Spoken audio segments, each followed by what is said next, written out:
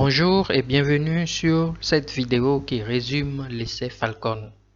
Falcon est un essai pragmatique multicentrique factoriel et randomisé qui vise à tester des mesures pour réduire les infections du site opératoire.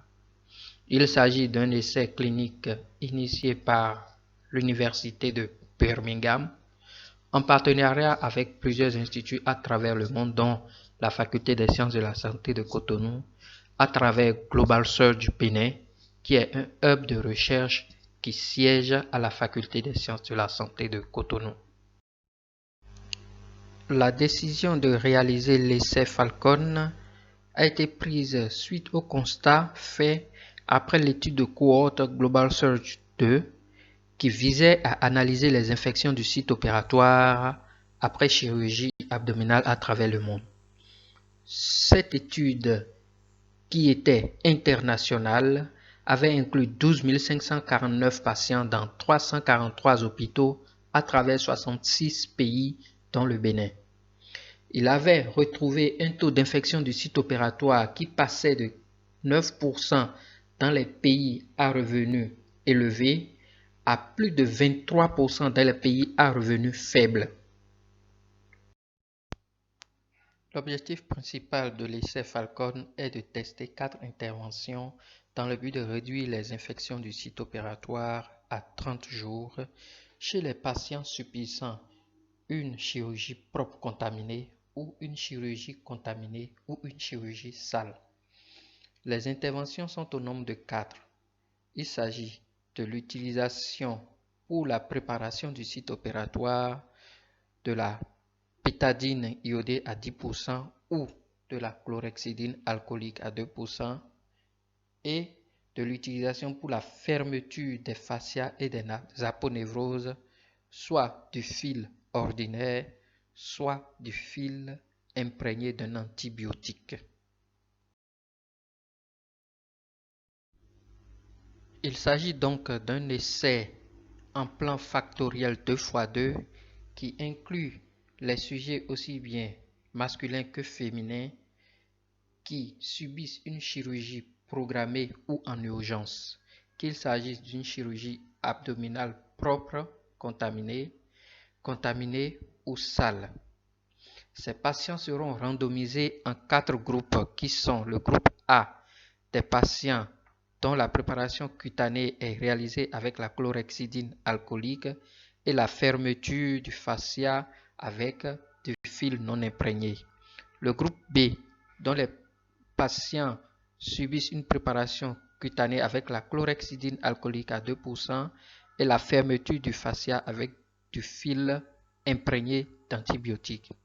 Le groupe C, dont les patients subissent une préparation cutanée avec la bétadine iodée à 10% et la fermeture du fascia avec du fil non imprégné, et le groupe D, dont les patients subissent une préparation du site opératoire avec la bétadine iodée à 18% et la fermeture du fascia avec du fil imprégné d'antibiotiques.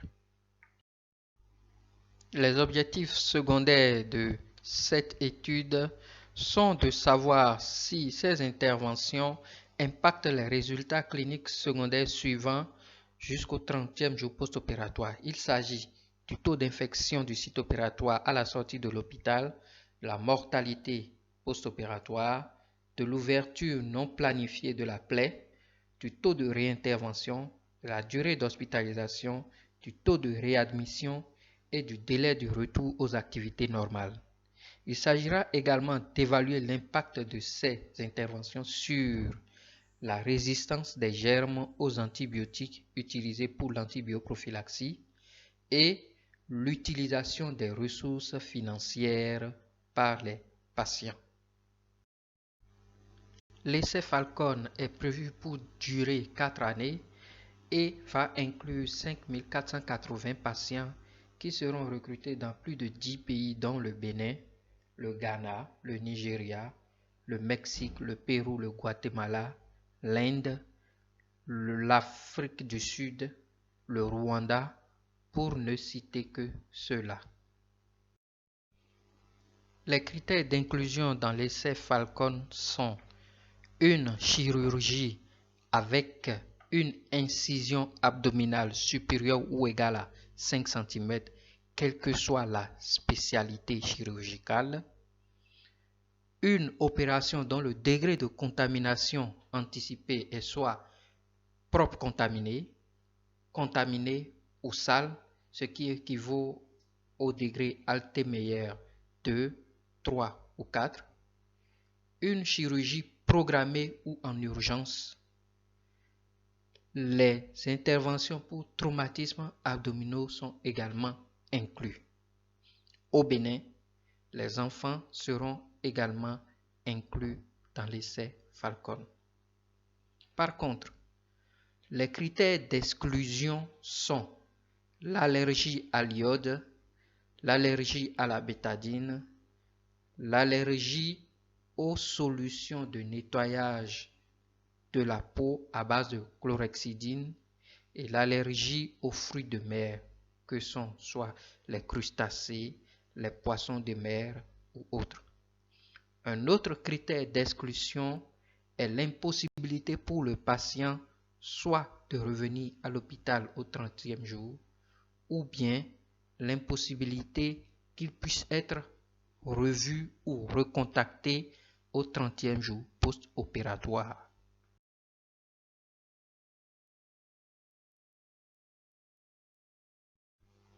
Pour identifier les patients à inclure dans l'essai Falcon, la stratégie varie en fonction des réalités de chaque hôpital.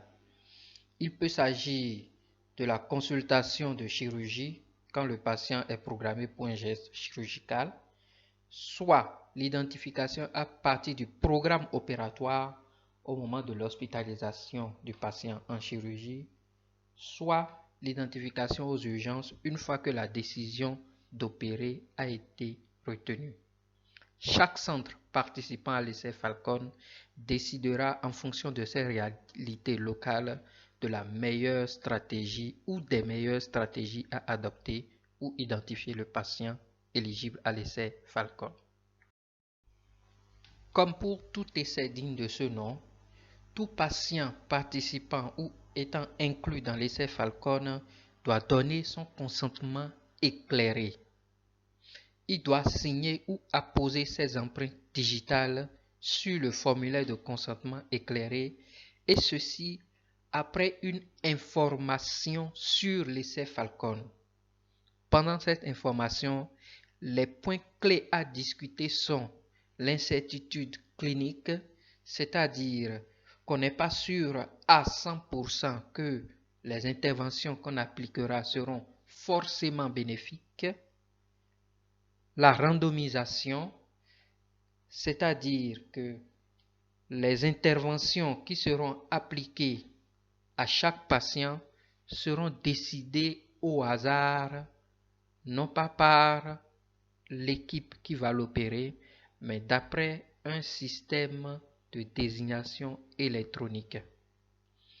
On doit également discuter de l'aveuglement en expliquant aux patients que les personnels qui vont le suivre, les personnels soignants qui vont le suivre après l'opération ne seront pas informés du matériel utilisé pour la suture ni du liquide utilisé pour la préparation cutanée et que lui également ne sera pas informé du type d'intervention qui lui a été appliqué. On doit également discuter lors de l'information du patient du suivi post-opératoire et l'informer que la participation à l'essai Falcon est totalement volontaire et qu'il peut se retirer de l'essai Falcon à tout moment sans aucun préjudice pour la suite de ses soins. Il faut préciser que les adultes et les enfants donnent leur consentement de façon différente. L'intervention à appliquer à chaque patient est connue après un processus de randomisation. Idéalement, il faudra randomiser le patient dans la salle opératoire. Pour ce faire, il faut compléter la première partie de la fiche de randomisation et coller l'étiquette du patient sur cette fiche. Puis, appeler le numéro de téléphone dédié ou se connecter sur le site internet de randomisation. Cette randomisation peut être faite par le chirurgien, l'anesthésiste ou un infirmier. Il s'agira avant cela de cocher les cases correspondantes aux réponses aux différentes questions et une fois la randomisation terminée, il faudra cocher les cases correspondantes aux interventions allouées aux patients. Nous avons 3 méthodes pour randomiser un patient dans l'essai Falcon.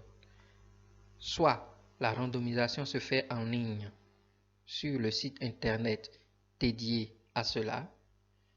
La randomisation peut également se faire par téléphone en appelant le numéro plus 44 12 24 27 36 61. C'est un numéro gratuit. La randomisation peut se faire également par tirage des enveloppes de randomisation. Cette dernière méthode est utilisée si et seulement si les 2 autres options ne sont pas disponibles. Pour tout patient inclus dans l'essai Falcon, l'utilisation de la checklist chirurgicale de l'OMS est indispensable. Aucun patient ne sera retenu pour l'essai Falcon si la checklist n'a pas été réalisée lors de l'intervention chirurgicale. Pour la préparation du site opératoire dans le cadre de l'essai Falcon, on utilisera soit la chlorhexidine alcoolique à 2%, soit de la bétadine dermique à 10%.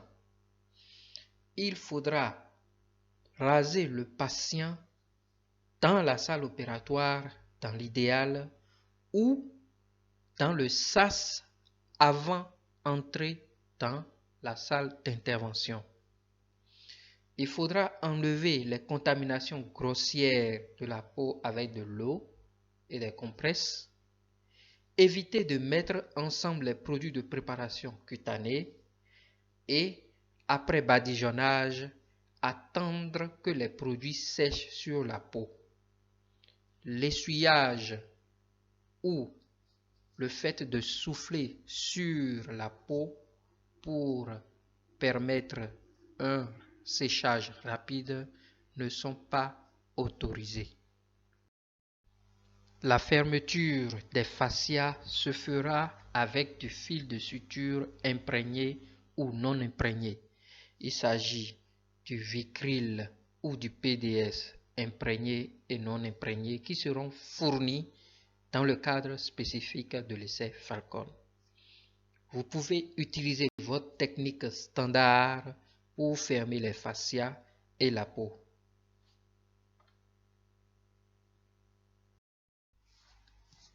À la fin de l'intervention, l'opérateur doit compléter la fiche de collecte opératoire. Il devra marquer le degré de contamination constaté en opératoire et la taille de l'incision, ainsi que d'autres informations spécifiques à l'intervention. S'agissant de l'aveuglement, seul le chirurgien et l'équipe dans la salle d'intervention seront au courant du traitement reçu par le patient. Falcon est un essai où le patient et la personne chargée de collecter les données du suivi post-opératoire ignorent les interventions appliquées au patient. Ces 2 personnes ne doivent pas savoir le traitement appliqué. De nombreuses astuces existent pour arriver à s'assurer de l'aveuglement.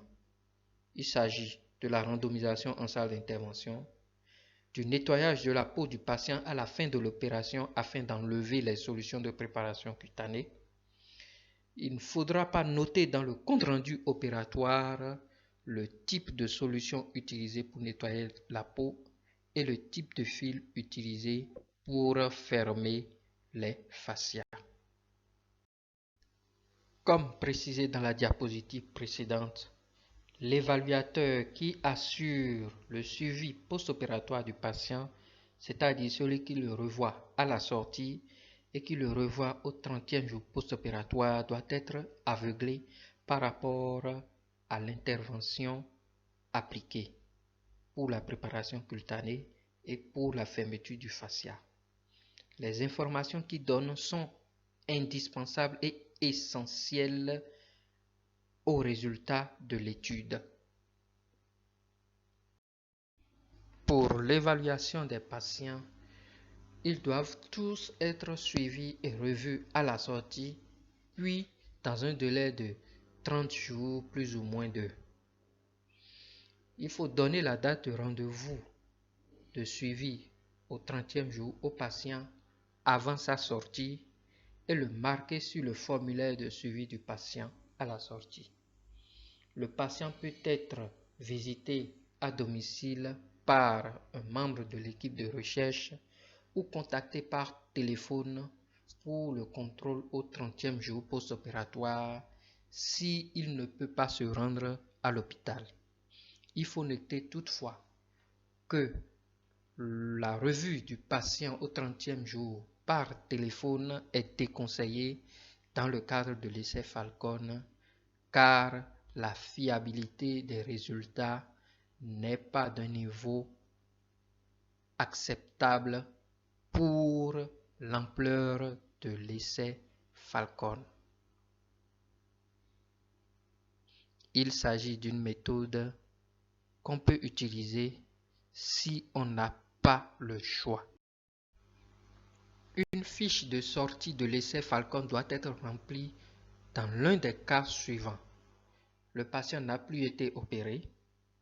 Le patient a retiré son consentement à participer à l'essai Falcon ou il est impossible de recontacter le patient à J30 post-opératoire. En cas de survenue d'un événement indésirable grave, une fiche de déclaration d'événement indésirable grave doit être remplie pour ce patient et adressée dans les 24 heures à l'équipe de Global Search Bénin. Comme événement indésirable grave dans le cadre de l'essai Falcon, on a le décès du patient, la combustion, c'est-à-dire les brûlures pendant l'opération, les réactions allergiques.